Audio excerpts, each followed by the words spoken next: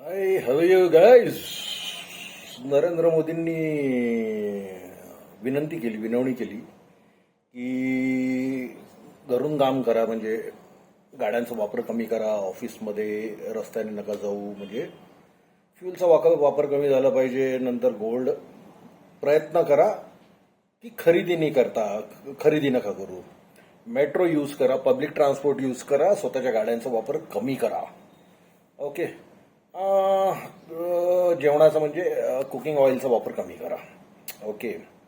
त्याच्या व्यतिरिक्त अजून काय म्हणलंय त्यांनी, काय विनंती केली आहे की तुम्ही काय म्हणताय की नॅचरल जे फर्टिलायझर आहे ना ते यूज करायचा प्रयत्न करा, केमिकल फर्टिलायझर टाळा. ओके. आणि त्यांनी अजून एक अशी विनंती केली की स्वदेशी वापरायचा प्रयत्न करा. ओके. इम्पोर्टेड वस्तू किंवा फॉरेन ब्रँडेड किंवा फॉरेनमध्ये बनलेल्या वस्तू अवॉइड करा वापरणं, म्हणजे तुमच्यावर आहे बाबा. बरं, विनंती केली आहे त्यांनी, लक्षात घ्या. आणि प्रयत्न करा की फॉरेन ट्रॅव्हल नका करू बाबा एक वर्षासाठी. तुम्हाला माहिती आहे की मी याच्यामध्ये एक गोष्ट ना आवर्जून म्हणतोय, विनंती केली, प्ली. ओके. आणि याच्यामध्ये त्यांनी असं म्हणलं, 7 प्लीज आहेत, 6 विनंत्या केलेल्या आहेत त्यांनी पूर्ण देशवासियांना. ओके. आणि त्याच्यात त्यांनी हेडिंग दिली आहे, नेशन फर्स्ट. आता प्ली आणि इमर्जन्सी मधला फरक माहिती आहे का तुम्हाला? इमर्जन्सी. ओके. आता ही जी प्ली केली आहे त्यांनी, ही इमर्जन्सीची सिच्युएशन आली आहे जगामध्ये. ओके. म्हणजे जे इराण आणि अमेरिकेचं जे युद्ध आहे म्हणा, किंवा तिथले जे क्रायसिस चालू आहेत. ओके. ऑइल क्रायसिस चालू आहे आणि त्याच्यामुळे खूप इम्बॅलन्स जे झालेलं आहे. ओके. ते इम्बॅलन्स जे झालंय, जागतिक इम्बॅलन्स झालं, त्याचा परिणाम आपल्या देशावर नको व्हायला आणि देशातल्या लोकांवर नको व्हायला आणि इथल्या कामकाजावर नको व्हायला, म्हणून त्यांनी ही विनंती केलेली आहे. ओके. आता जेव्हा अशा परिस्थिती जेव्हा येतात ना, की असे युद्ध वगैरे होत असतात, जनरली त्या काळामध्ये इमर्जन्सी लागत असते. ओके. तर अशी इमर्जन्सी भारतामध्ये कधी लागलेली आहे? 1962 मध्ये लागली, 1971 मध्ये लागली आहे, युद्धामुळे लागलेली आहे. बरं, पण एक इमर्जन्सी जी लागलेली आहे ती 1975 मध्ये लागली आहे, आणीबाणी. ती लावली आहे इंदिरा गांधींनी, तेव्हाच्या ज्या प्राईम मिनिस्टर होत्या. का? तर त्यांच्या मनात आलं म्हणून. आलं का लक्षात? त्यांच्या म्हणजे आणीबाणीमध्ये असं असतं, इमर्जन्सीमध्ये असं असतं की तेल वापरायचंच नाही, सोनं घ्यायचंच नाही, पेट्रोलचा वापर कमीच करायचा, फॉरेनला जायचंच नाही. आलं का लक्षामध्ये? वर्क फ्रॉम होमच करायचं, घरातनं निघायचंच नाही.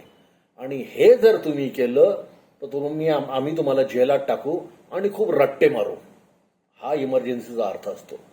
प्लीजचा अर्थ असतो की यार प्रयत्न करा यार, जर होत असेल तर चांगलंच आहे, आपल्या सगळ्यांचा फायदा आहे.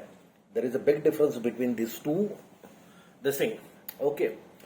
एक आहे आदेश करणं, एक आहे विनंती करणं. तर जेव्हा नरेंद्र मोदींनी ही जी विनंती केली आहे, ही विनंती काहीतरी गोष्टी बघूनच केली असेल, आहे की नाही? आता आपण नरेंद्र मोदींना विरोध करू शकतो, खूप सारे लोक ज्यांना नरेंद्र मोदींना विरोध करतात, पण मी नरेंद्र मोदींना विरोध नाही करत. का बरं नाही करत? कारण की ना, माझा ना त्यांच्याबद्दलचा अनुभव खूप चांगला आहे. बाकीच्या अनुभवाबद्दल तर मी बोलणार नाही, पण एक अनुभव जो आहे तो हा आहे की त्यांनी काश्मीरचा प्रॉब्लेम ज्या पद्धतीने सॉल्व्ह केला ना, त्याच्यासाठी ना खूप हुशार, एकदम कावेबाज, म्हणजे देश हितासाठीच विचार करणारा माणूस पाहिजे होता. तोच काश्मीर प्रॉब्लेम सॉल्व्ह करू शकला असता. Otherwise it was almost impossible. Okay. आता तुम्ही म्हणाल त्याच्यात नवीन काय, काश्मीर प्रॉब्लेम सॉल्व्ह केला, तर मी तुम्हाला एक सांगतो, काश्मीर सारखे जगामध्ये खूप सारे असे टेरिटरीज आहेत जे अनरिझॉल्व्ड आहेत. ओके. एक आहे south China C. Okay.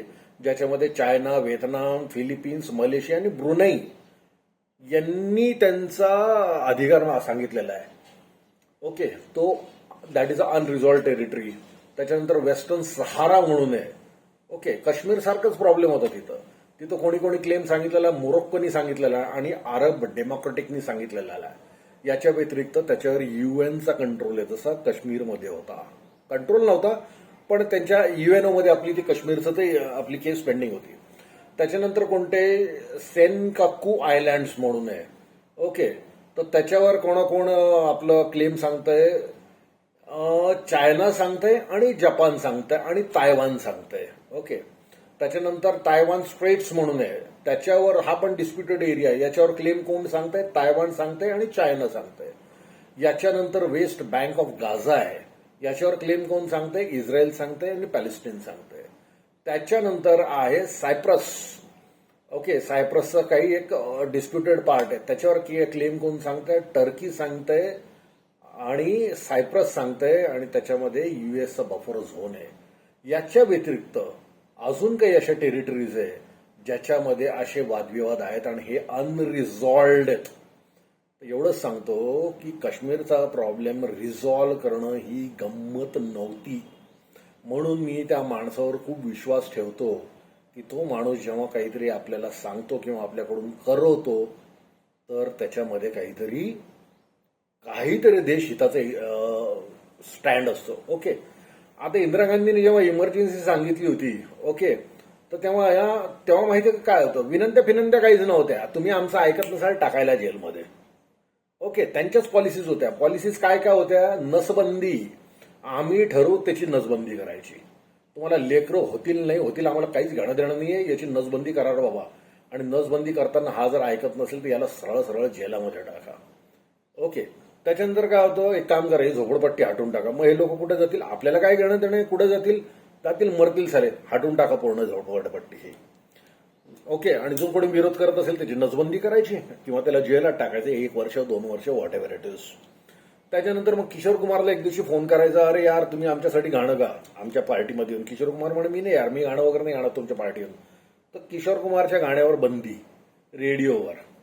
So अशी इमर्जन्सी नाहीये सध्या. हा, इमर्जन्सी सारखी सिच्युएशन आहे जगामध्ये, पण त्याचा परिणाम आपल्यावर नाही व्हायला पाहिजे. अशी इमर्जन्सी सिच्युएशन आपल्या देशामध्ये नाही व्हायला पाहिजे.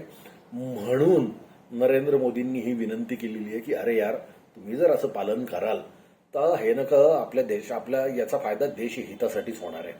ओके, मग प्रॉब्लेम काय होतोय की आता जसं नरेंद्र मोदींनी म्हणलं अरे पेट्रोल कमी वापरा, लगेच लोकांचं मग तो फिरून राहिला गाडीमध्ये, स्वतःच्या गाडीमध्ये फिरतो, स्वतःच्या विमानात फिरत असतो.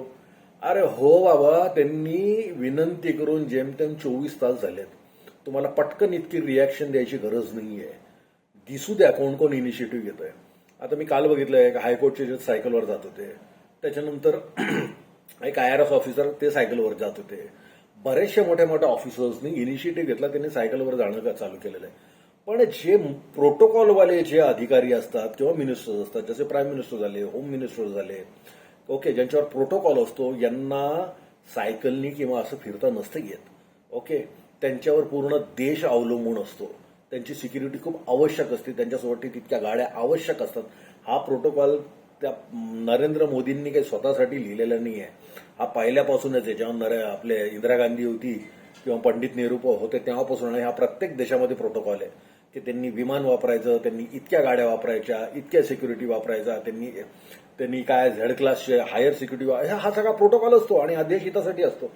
तर काहीतरी मूर्खासारखं बोलायचं, मग त्यांनी सायकलवर फिरायचं, मग तो काय की नाही पायी का नाही फिरत. अरे काहीतरी यार वाचन करा यार, काही तर वाचन करा.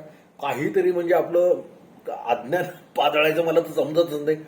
एक बाई म्हणत होती मग आम्ही तेल नाही वापरायचं का पाण्यात स्वयंपाक करायचा? पाण्यात स्वयंपाक नाही केलं जाते, सगळ्यांना कळत असतं. त्यांनी विनंती केली की तेल कमी वापरा. तुमचं उत्तर आहे नाही बाबा मी नाही वापरणार, मग मी पाण्यात स्वयंपाक करू का? कशाला अज्ञान पाजळायचं यार बिना कामाचं, मला समजत नाहीये. म्हणजे आम्ही किती शहाणे, 1.5 शहाणे, 2.5 शहाणे याची कॉम्पिटिशन लागली, ओढ लागली जशी प्रतिक्रिया देताना मी बघितलेलं आहे. ओके, काल एक जणांचं अजून मी रिॲक्शन बघितली. नरेंद्र मोदींनी हे करायला सांगितलं तर तेही सांगायला पाहिजे की त्यांनी हे का सांगितलं. अरे वाच ना बाबा थोडंसं, तू का सांगितलं म्हणून. खूप काही लागत नाही त्याच्यासाठी, खूप काही नाही लागत. इंटरनॅशनल जे ग्लोबल जे क्रायसिस झालेले आहेत, ओके, इराणचे आणि अमेरिकेचे, त्याचा हा परिणाम आहे. नुसता त्याचाच नाहीये. ट्रम्पचं जे वागणं आहे, ओके, एकदम ह्युमिजिकल जे वागणं आहे, टॅरिफवर जे लगाम त्याची आज सेल करतो, उद्या टाईट करतो, आज सेल करतो. सो याच्यामुळे काय होतं, इतकं जे फ्लक्च्युएशन येतंय, ओके, डॉलरच्या प्राइसेस हाय जात आहेत, आपल्याला ऑइलचे भाव वाढलेले आहेत या इमर्जन्सीमुळे, ते इम्पोर्ट कर. आणि सोनं हे नाही घेतलं तरी चालतं, आपल्याला काही फरक नाही पडत. सोन्याचं आपल्या इथं हे नाहीच आहे मुळी, ओके, खाणी नाही आहेत, आपल्याला ते बाहेरून आणावं लागतं.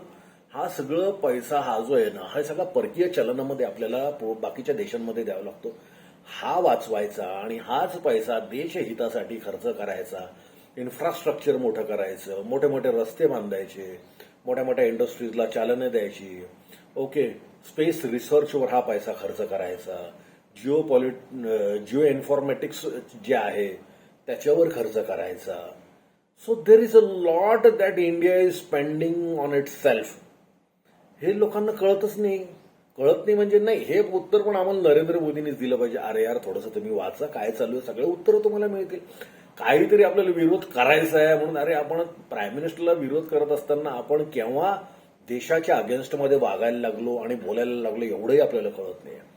माझ्या मित्राची बायको आहे, ती त्याला म्हणत असती इलेक्शनच्या काळामध्ये, मी नरेंद्र मोदीला मत नाही देणार. का? कारण तो तुझ्या आवडीचा आहे.